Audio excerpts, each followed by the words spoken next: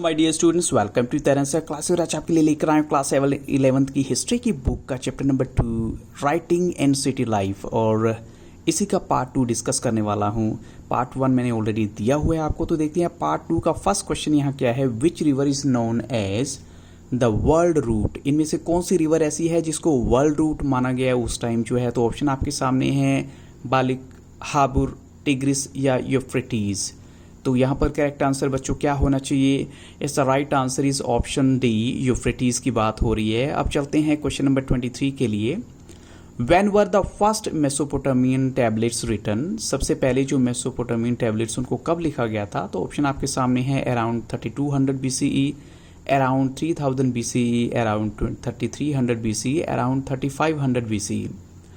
तो बच्चों जब तक आप आंसर को सर्च करो, मैं आपको बताना चाहूँगा टैबलेट्स क्या होते थे। जो क्ले होती थी उसका जो थोड़ा सॉफ्ट होता था, उसके ऊपर जो है कुछ ना कुछ लिख दिया जाता था, ताकि जो है वो एक मैसेज कहीं भी पहुंचाना हो तो इजी हो जाए, सब कुछ माइंड में रहे। तो उसके लिए नो डाउट एक स्क्रिप्ट की भी ज़रूरत होती थी, लैंग्वेज की भी। वो लोग बड़े परफेक्ट होते थे जो करते थे, सभी के सभी लोगों के बस का नहीं था इसको समझना।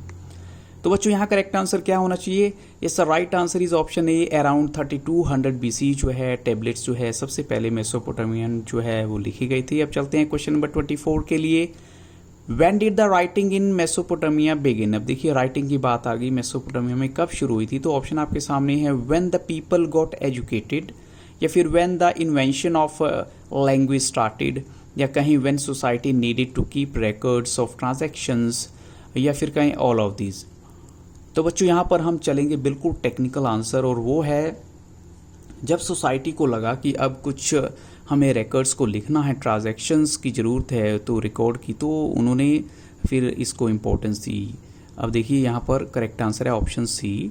अब चलते हैं question number 25। By 2600 BC what change was brought in the Mesopotamian language? क्या लैंग्वेज में चेंज आया? तो ऑप्शन आपके सामने है द लेटर्स बिकेम क्यूनिफॉर्म, या द लैंग्वेज वॉज सुमेरियल, या फिर ओनली ए, या फिर हम कहें बोथ एंड भी दोनों करेक्ट होनी चाहिए। तो बच्चों यहाँ पर करेक्ट आंसर क्या होगा?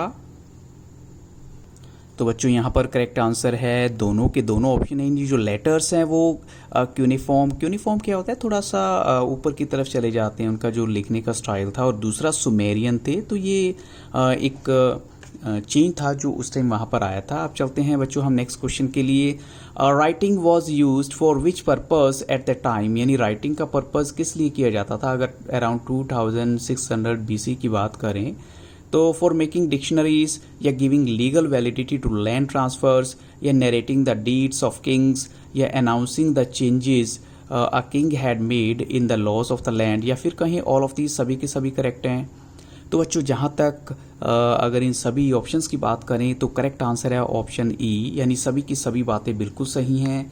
तो अब चलते हैं हम नेक्स्ट क्वेश्चन के लिए। What happen to the Sumerian, the earliest known language of Mesopotamia by 2400 BC? अब सुमेरियन लैंग्वेज का क्या हुआ? जो इनकी लैंग्वेज थी यानी 2400 BC में अगर हम आते आते बात करें, it became more popular, it was restricted to the upper class, और it was replaced by Akkadian language, और हम कहें ऑल ऑफ दीज सभी के सभी जो हैं ऑप्शन करेक्ट होने चाहिए।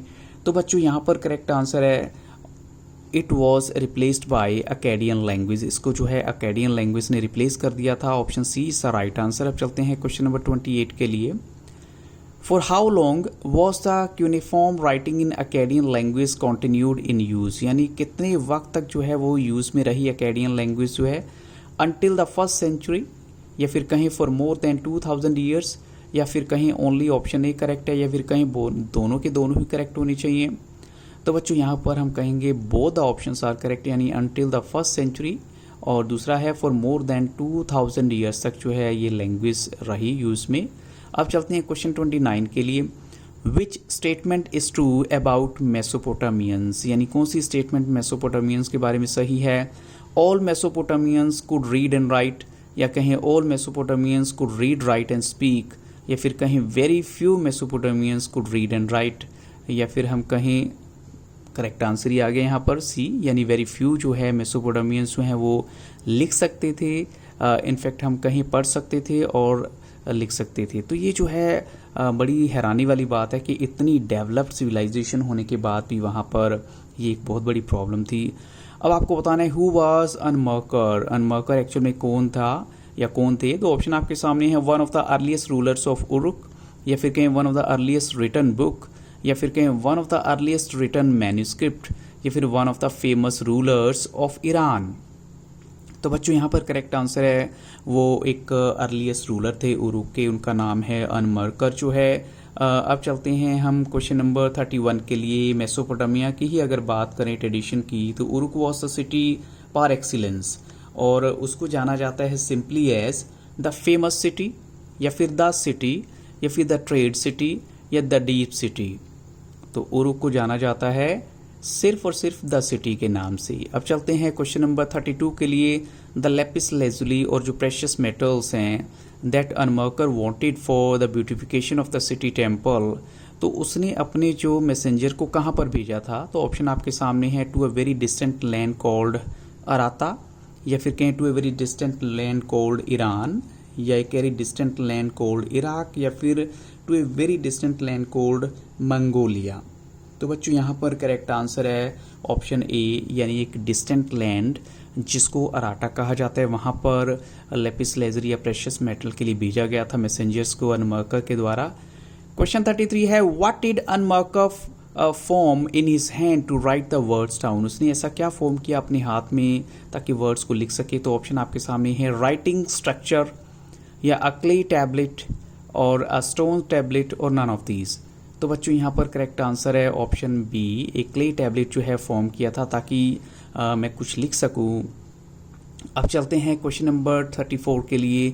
When did the settlements begin to develop in southern Mesopotamia, यानी सदर्न मेसोपोटामिया में कब जो है सेटलमेंट जो है डेवलप होनी स्टार्ट हुई। तो ऑप्शन आपके सामने है फ्रॉम 4000 BCE, फ्रॉम 4500 BCE, या फ्रॉम 5000 BCE, या फ्रॉम 6000 BCE।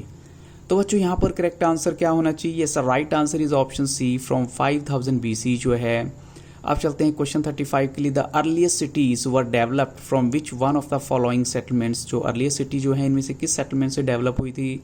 तो ऑप्शन आपके सामने है those that gradually developed around temples, या those that developed as centres of trade, और या फिर इंपीरियल सिटीज, या फिर ओनली ए, या फिर कहें बोथ ABC, यानी सब बोथ तो नहीं हम कहेंगे, यानी ऑल द ऑप्शन जो हैं वो आ जाएं इसमें। ABC तीनों के तीनों ऑप्शन जो हैं वो करेक्ट होनी चाहिए।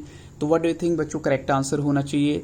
तो बच्चों यहाँ पर करेक्ट आंसर है तीनों के तीनों, यानी ABC जो है वो कहीं जाएंगे कि बिल्कुल सही ऑप्शन है, क्योंकि ऐसा हुआ था। अगर आप इसकी हिस्ट्री उठा के देखेंगे तो टेम्पल सिटी भी आ जाती हैं उसमें, और दूसरे ट्रेड सेंटर्स ऑफ ट्रेड भी आते हैं, और इंपीरियल सिटीज़ भी आ जाती हैं। क्वेश्चन 36 में देखिए the earliest known temple was a, यानी जो पहले के टेम्पल हैं उनको किस नाम से जाना जाता था। A small shrine made of unbaked bricks, या a small shrine made of baked bricks. तो बच्चों यहाँ करेक्ट आंसर क्या होना चाहिए। दो ही ऑप्शन है, तो करेक्ट आंसर है option a small shrine made of unbaked bricks. यानी बेक क्या होता है, जो भट्ठे में तपी हुई ईंटें होती हैं, और अनबेक्ड होती है जो कच्ची ईंटें होती हैं। अब आपको बताना है क्वेश्चन 37 में हु वाज इनैना। इनैना क्या था, क्या थी। अ गॉडेस ऑफ लव, और अ गॉडेस ऑफ वॉर, या कहीं ओनली ए, या बोथ ए एंड बी दोनों यहाँ होनी चाहिए। तो बच्चों यहाँ पर करेक्ट आंसर है both A and B. Inanna was a goddess of love as well as war. अब चलते हैं क्वेश्चन 38 के लिए। Which statement is true about the god of Mesopotamia, यानी इनमें से कौन सी स्टेटमेंट मेसोपोटामिया के गॉड के बारे में सही है। God was the focus of worship, और god was the theoretical owner of the agricultural fields और fisheries and the hearts of the local community, या फिर कहें ओनली ए, या फिर कहें बोथ ए एंड बी दोनों ही करेक्ट होनी चाहिए। तो बच्चों यहाँ पर करेक्ट आंसर है बोथ ए एंड बी, यानी दोनों ही ऑप्शन करेक्ट हैं। अब चलते हैं क्वेश्चन 39 के लिए। When did Uruk grow to the enormous extent of 250 hectares. Uruk जो है 250 हेक्टेयर्स तक कैसे ग्रो कर गया। Around 3000 BC, around 2500 BC, around 2000 BC, या फिर अराउंड 1500 BC। तो बच्चों यहाँ पर करेक्ट आंसर है option A is the right answer. अब चलते हैं क्वेश्चन नंबर 40 के लिए। How much time and how many man were involve to build a temple at that time, यानी जब टेम्पल बनते थे तो कितने लोग इन्वॉल्व होते थे, और कितना वक्त लगता होगा। 15 ईयर्स का वक्त और 1500 मैन और 10 आवर्स अ डे, या कहीं 6 hours 1500 man 10 hours a day, या फिर 7 ईयर्स या 1500 मैन 10 आवर्स अ डे, या फिर 5 ईयर्स 1500 मैन और 10 आवर्स अ डे। तो बच्चों यहाँ करेक्ट आंसर है option D 5 years 1500 man and 10 hours a day. Question 41 देखिए, विच statement is true about the porters wheel. Porter के व्हील के बारे में क्या बात बिल्कुल सही है। अब पोर्टर कौन होते हैं? जो ये मिट्टी के बर्तन बनाने का काम करते हैं, उसके व्हील के बारे में। पहले मिट्टी के बर्तन व्हील पर बना करते थे, एक बहुत बड़ा पत्थर होता था, उसको व्हील कहा जाता था। तो ये ऑप्शन है, it was a technological landmark that we can say is appropriate to an urban economy, या फिर कहीं the wheel enables a porter's workshop to mass produce dozens of similar ports at a time, या फिर कहीं only ये, या फिर both and B, दोनों ही करेक्ट होनी चाहिए। तो बच्चों यहाँ पर दोनों के दोनों ऑप्शन जो हैं वो बिल्कुल सही हैं। और इन्हीं क्वेश्चंस के साथ इस वीडियो को यहाँ स्टॉप करूँगा, लेकिन पार्ट 3 की आपको वेट करनी है। So thank you very much for watching Taran sir classes. और अगर आपको वीडियो अच्छा लगा हो तो लाइक, शेयर और सब्सक्राइब करना मत भूलिएगा। Have very nice day.